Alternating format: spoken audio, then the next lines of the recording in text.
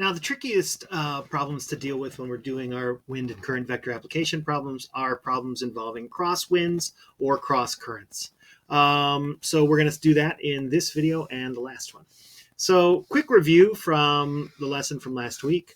Velocity is always represented as a vector. So if I'm asking you for a velocity, I'm saying, give me something in this form, or give me something in the direction and magnitude form that we talked about last week, right? Either rectangular or polar.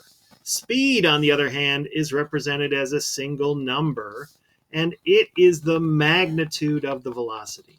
So try to keep speed and velocity separate.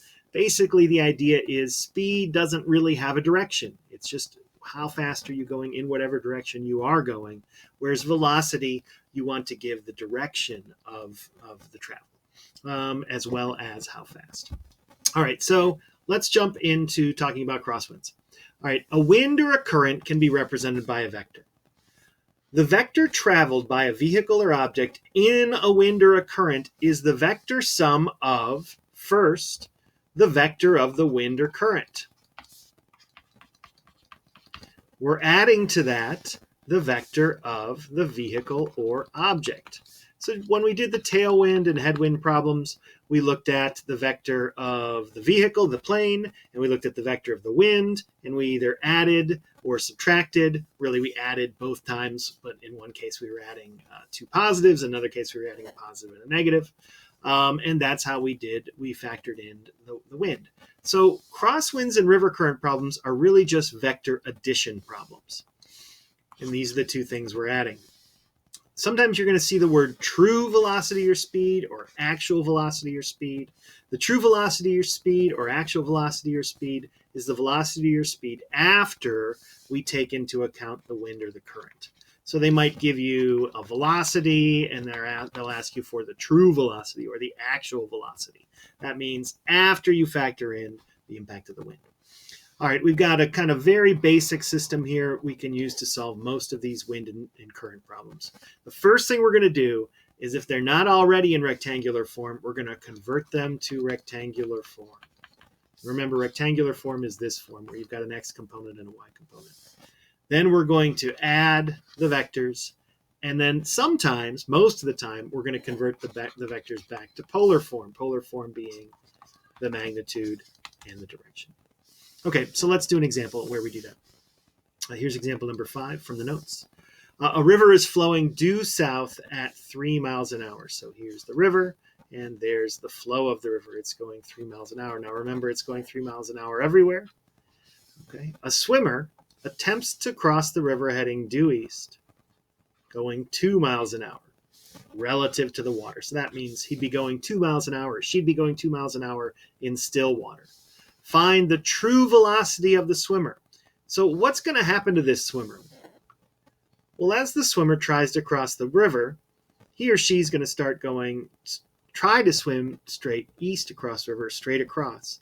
But the current is going to push the swimmer down the river. So the true direction that the swimmer is going to take is going to be in the direction of this green vector. And I haven't made my river long enough, like so. So if I want to find the true velocity of the swimmer as a vector, I've got to take the swimmer's horizontal component, which is 2, vertical component, because I'm pointing it down, I'm going to call it -3. And this is the velocity vector. Okay? I've taken into account the impact of the current, and that's why it's the true velocity. Now I'm asked to find the speed of the swimmer. Now the speed, we have to think, is equal to the magnitude. This is how fast is the swimmer really going. If you were looking at the swimmer from above and kind of trying to track their speed, they're not just going the 2 miles an hour because the river is also pushing them. So in other words, I'm asking how long is the green vector? Well, magnitude, I've got a simple formula that's a squared plus b squared. So here that's 2 squared plus -3 squared, and I take the square root of that. And in this situation, that gives me radical 13, or roughly 3.61 miles an hour.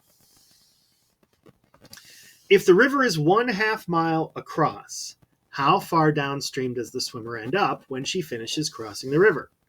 All right, so here we're going 2 miles an hour in the horizontal direction. That doesn't change just because I'm getting pushed down the river. I still go 2 miles an hour horizontally, but what's also happening is I'm also traveling vertically. So if it would normally in still water take me 15 minutes to get across the river, it's still going to take me 15 minutes to get across the river. I'm just going to land at a different place. So here, to go a half mile, and if I'm going 2 miles an hour, that's going to take me 15 minutes or 0.25 hours. So the question is, well, if it's taking me 0.25 hours to get from here to here, how far south or how far down the river have I drifted? Well, I'm drifting down the river at 3 miles an hour. And if I go 3 miles an hour for 0.25 hours, I multiply the two things, I'm going to go 0.75 miles. So this distance from where kind of I would start to where I actually land is 0.75